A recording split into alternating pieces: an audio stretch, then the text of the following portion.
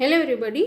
Let us continue standard 7 subject science chapter number 11 transportation in animals and plants. Our today's topic is excretion in animals. Let us continue. So here it is our topic 11.2 excretion in animals. Children, when we breathe in we take oxygen, and when we breathe out we breathe out carbon dioxide. So during exhalation we breathe out carbon dioxide, that is also one of the waste products. Same way undigested food जो है that is removed during egestion, so that is also one kind of removal of waste products. But some of the waste products produced during into the cell during some of the process. So here it is given, when our cells perform their function, certain waste products are released. So these waste products are generally toxic, children, and so that they need to be removed. So when this process of removal of waste is done in our body, it is called excretion, and the parts removed involved in excretion forms the excretory system. तो sales जो है, जो भी जब भी कोई भी process करते हैं तब वेस्ट प्रोडक्ट्स जो है वो प्रोड्यूस होती है, and that is toxic, so that our body need to be removed from it. और जो ऑर्गन्स इसमें इन्वॉल्व है, जो बॉडी पार्ट इसमें इन्वॉल्व है, that is called which forms excretory system.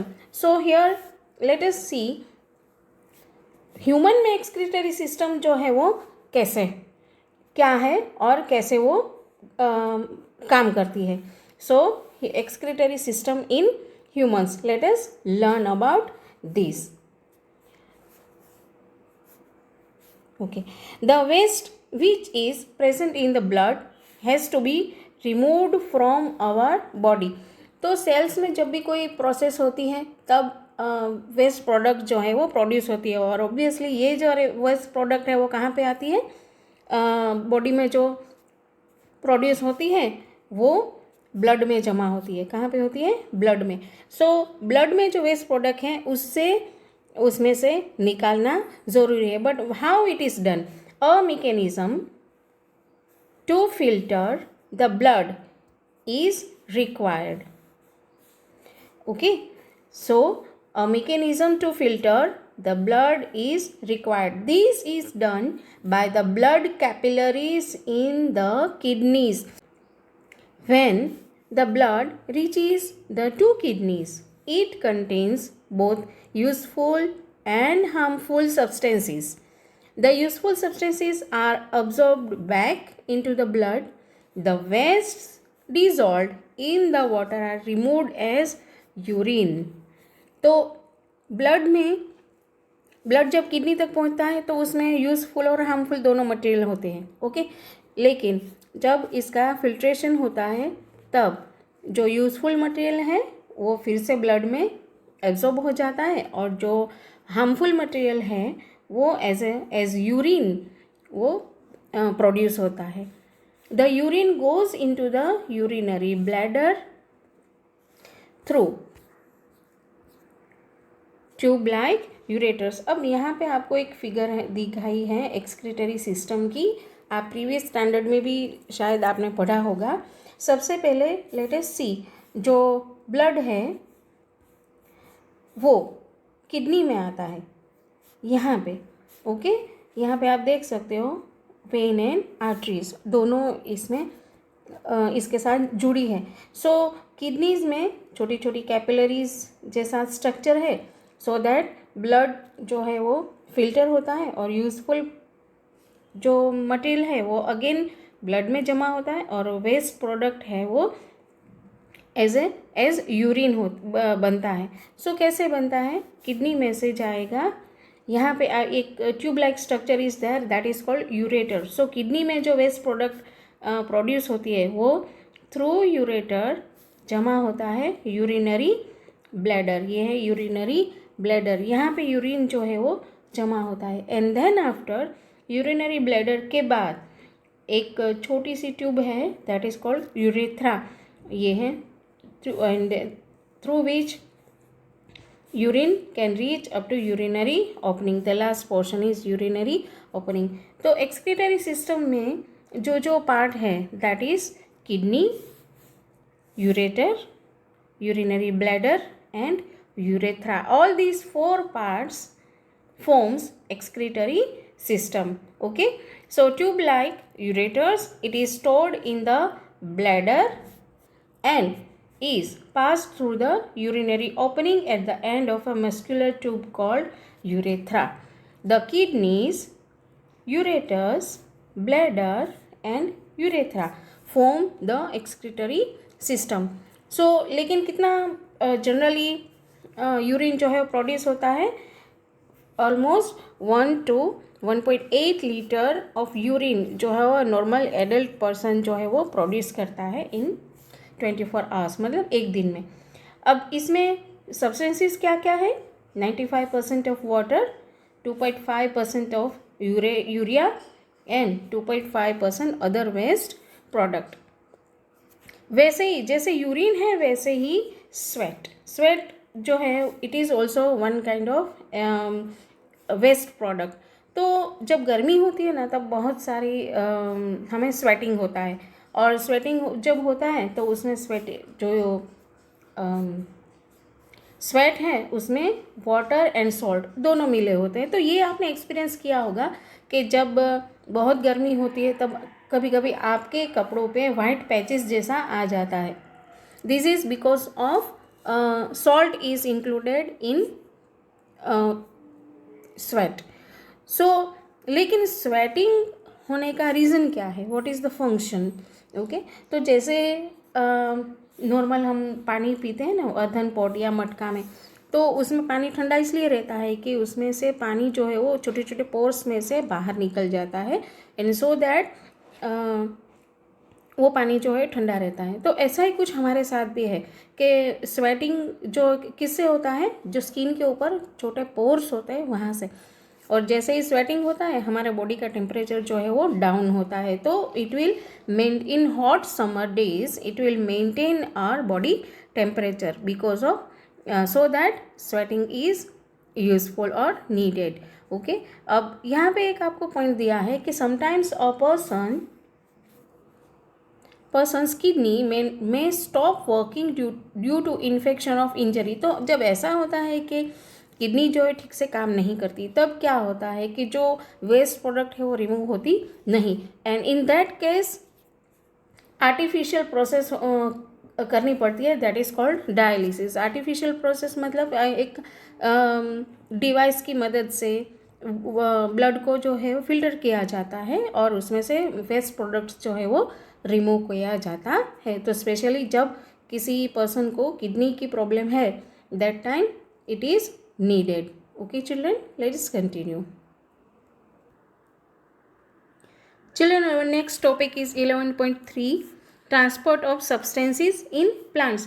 अब plants का तो आपको पता है कि water and mineral जो है वो रूट से थ्रू रूट सॉइल से absorb होते हैं, और यही सारा जो न्यूट्रिएंट्स है वो सारे प्लांट्स के एंड पार्ट तक पहुंचता है दैट इज़ लीव्स।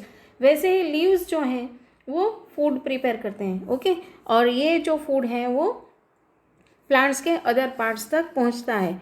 बट ये सारी जो प्रोसेस है वो कैसे होती है? कैसे रूट से वाटर एंड मिनरल सारे पार्ट्स तक पहुंचता है, और कैसे जो फूड बनता है लीव्स में वो पार्ट्स प्लांट्स के किसी दूसरे पार्ट्स तक कैसे पहुंचता है। So here it is, our topic is transport of water and mineral. Children, you can see one figure given here. जो plants में roots है it is spread into the soil, और roots के साथ root hair is there. root hair means एकदम छोटा root के छोटे छोटे parts that is also spread into the soil.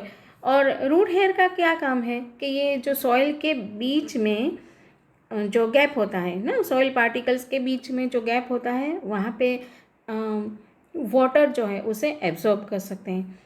Plant absorb water and minerals by the root. Root root hair. Okay, the root hair increase the surface area of the root for the absorption of water and mineral nutrients dissolved in water. So root hair का क्या काम है कि root hair is in contact with the water present between the soil particles. तो root hair जो है वो water absorb करने का काम करेंगे. Can you guess how water moves from root to the leaves. अब रूट में से जो वाटर एब्जॉर्ब हुआ उसे बाकी के पार्ट तक कैसे पहुंचाया जाए. सो फॉर दैट सम, जैसे हमारी बॉडी में ब्लड वेसल्स हैं वैसे ही प्लांट्स में भी ऐसे कुछ वेसल्स का स्ट्रक्चर है. That is called special structure. The vessels बूजो is right. Plants have pipe like vessels. Okay, pipe जैसा ही स्ट्रक्चर कुछ होता है. That is vessels are made of special cells forming the vascular tissue. अब vascular tissue से बने हुए जो स्ट्रक्चर है पाइप लाइक स्ट्रक्चर, उससे वाटर जो है वो सारे पार्ट्स तक पहुंचता है. But what is tissue? A tissue is a group of cells that perform specialized function in an organism. तो हर एक टिश्यू का जो काम है अलग होता है. जो वेस्कुलर टिश्यू जो है उसमें उसका काम क्या है? Transport water and nutrients in the plants. अब इस टिश्यू का नाम क्या है? जाइलेम. इसे कहेंगे जाइलेम. तो जाइलेम, व्हाट इज जाइलेम? तो xylem is a kind of tissue which carries water and nutrients to all part of the plant. ठीक है, ऐसे ही the xylem forms a continuous network of channels that connects root to the leaves through the stem and branches and thus transport water to the entire plant. अब ऐसा ही एक पूरा network है, पूरा स्ट्रक्चर है कि जिसे रूट से लीव्स तक का स्ट्रक्चर, इसमें ब्रांचेस और स्टेम्स सारा जो है वो इंक्लूड होता है, कनेक्ट हो जाता है. And then so that root from root all the nutrients and water can reach up to the end part of the plant. But जो लीव्स जो है वो फूड बनाते हैं, उस फूड को बाकी के पार्ट्स तक भी तो पहुंचाना है ना. तो you know that leaves synthesize food. The food has to be transported to all part of the plant. जैसे रूट से वाटर और मिनरल जो है वो सारे पार्ट तक पहुंचना चाहिए, वैसे ही लीव्स जो है वो फूड बनाते हैं, उस फूड को भी रूट्स तक और बाकी के पार्ट तक पहुंचाना भी ज़रूरी है. This is done by the vascular tissue called phloem. तो जाइलम का काम क्या है? वाटर और मिनरल जो है उसे रूट से बाकी के पार्ट तक पहुंचाना. और दूसरे जो टिश्यूज़ हैं जिसे हम कहेंगे फ्लोएम. फ्लोएम का काम क्या है? लीव्स से फूड को पार्ट्स के बाकी के सारे पार्ट तक पहुंचाना. प्लांट्स के बाकी के सारे part means stems, trunk, roots तक पहुंचाने का काम जो है वो फ्लोएम का है. Children, here I show you two figures of xylem and phloem. Here you can see one figure is of xylem and one figure is of phloem. Xylem जो है वो उसे सिर्फ एक ही डायरेक्शन में वाटर और मिनरल जो है वो मूव करते हैं, और फ्लोएम जो है वो दोनों डायरेक्शन में वाटर, फूड, ये सारे प्रोडक्ट्स जो है वो दोनों पार्ट्स तक पहुंचा सकते हैं. Okay children, let us continue. Okay children, one activity is given 11.3. Let us take a look. इसमें आपको क्या करना है कि आपको कोई भी हर्ब लेना है और एक बीकर या ग्लास में थोड़ा पानी लेना है जिसमें थोड़ा कलर डालना है. अब इस हर्ब की स्टेम को इसमें आपको 1 दिन के लिए डुबो के रखना है. जब आप ऐसा करेंगे तो कुछ ऐसा स्ट्रक्चर आपको तैयार करना है, और जब आप एक दिन के लिए उसे रखेंगे तो हर्ब जो है उसके स्टेम में आपको उस कलर के थोड़े पैचेस दिखाई देंगे। दैट मीन्स जो जाइलम है उसमें वाटर जो है एब्जॉर्ब होगा और उस वेसल्स में आप देख सकते हो कि कलर जो है वो ब्राइट होगा, उसमें थोड़ा ऐड हो जाएगा। दैट मीन्स इससे हमें पता चलता है कि प्लांट्स में जो वाटर है वो रूट से एब्जॉर्ब होता है और वो ऊपर की ओर जाता है। ठीक है चिल्ड्रन, सो ये बहुत ही इंटरेस्टिंग एक्टिविटी है, you can do your self. Now one thing is given that is transpiration. Transpiration आपको पता है कि जब लीव्स के ऊपर आप पानी के ड्रॉपलेट्स देखते हो, that is transpiration. In class 6 you have learned that plants release a lot of water by the process of transpiration. Plants absorb minerals, nutrients, and water from the soil. Not all the water absorbed is utilized by the plant. The water evaporates through the stomata present on the surface of the leaves by process of transpiration. That means children, जितना water जो है वो absorb होता है वो सारा जो है प्लांट्स जो यूटिलाइज करता नहीं, जो एक्सेसिव जो वाटर होता है वो इवेपोरेट हो जाता है थ्रू स्टोमेटा। तो स्टोमेटा जो है उससे वो पानी जो है वो बाहर निकल आता है और वो प्लांट्स की सरफेस पे दिखता है, and this process is called transpiration. Okay, the evaporation of water from leaves generates suction pool which can pull water to great height in the tall trees. Transpiration also cools the plant. तो जैसे transpiration होता है ना, वो ऐसे suction पुल मतलब ऐसे water को खींचने का काम करता है।